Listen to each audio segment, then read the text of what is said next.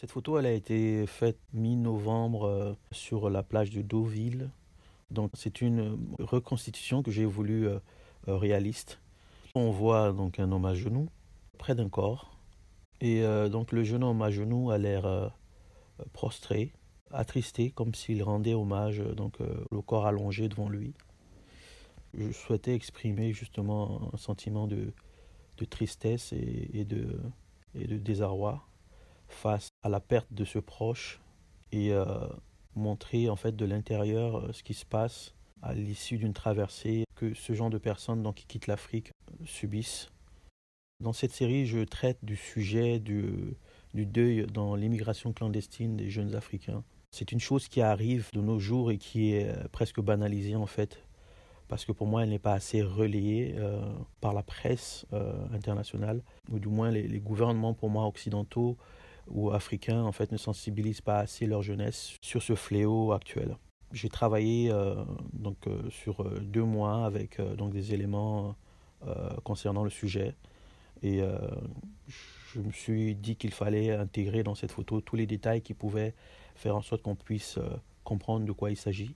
La personne à genoux par exemple, pour montrer qu'elle est liée au cadavre qui est en face d'elle, l'habiller par exemple avec un sac plastique pour conférer un sentiment premièrement de solitude et d'enfermement, mais aussi une symbolique de déchet de notre société moderne, parce que finalement ce sont des gens que presque tout le monde ignore. L'immigré qui quitte son pays pour traverser la Méditerranée par exemple, en prenant des risques comme cela, pour moi c'est une personne qui a quelque chose à dire mais que finalement personne n'écoute, parce qu'il faut vraiment être désespéré pour arriver à ce point, à prendre des risques aussi importants. Donc ce cliché est une sorte de signal d'alarme pour faire réagir les personnes sur la nécessité de préserver la vie humaine.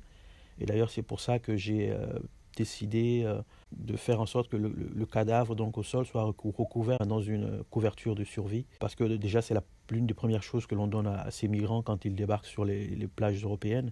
Mais deuxièmement aussi, c'est pour essayer de montrer que voilà, mon sentiment est de vouloir préserver cette vie humaine absolument.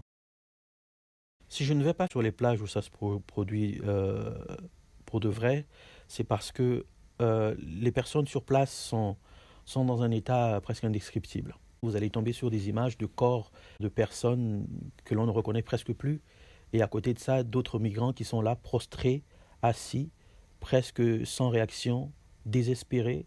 Et je ne pense pas que c'est le bon moment pour venir prendre des personnes en photo ou prendre des images d'eux en fait, parce que ce serait comme un peu leur manquer de respect, un respect qu'ils ont presque déjà perdu en fait par le fait d'avoir subi cette épreuve et de se retrouver là.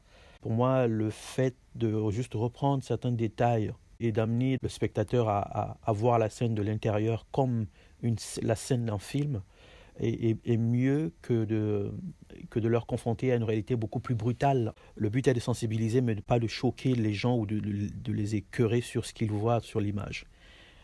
J'ai souhaité faire en sorte que les gens puissent regarder l'image, être touchés, mais continuer à la regarder sans pourtant détourner le visage sur une vérité qui a lieu en fait sur nos plages en fait tous les jours. Mon approche est beaucoup plus, je pense, artistique. C'est comme ça que je considère les choses. Finalement, c'est moi qui ajuste les détails et qui dirige le regard du spectateur. Donc la différence que je ferai entre un photojournaliste et un artiste, c'est que l'artiste, il apporte sa patte, en tout cas en termes de photographie, l'artiste, il va apporter sa patte sur ce qui est vu. J'ai voulu, moi, condenser tout ce qu'on peut voir un peu partout, en regroupant tous ces petits détails de différents reportages que j'ai bien pu voir ou de différents articles que j'ai bien pu lire dans une série de quelques images. Être un artiste, c'est un privilège. Le privilège que l'on a, c'est celui de commenter ce qui se passe dans le monde. Pour moi, il est presque impossible de ne pas donner mon avis sur ce que je vois ou sur ce qui me touche.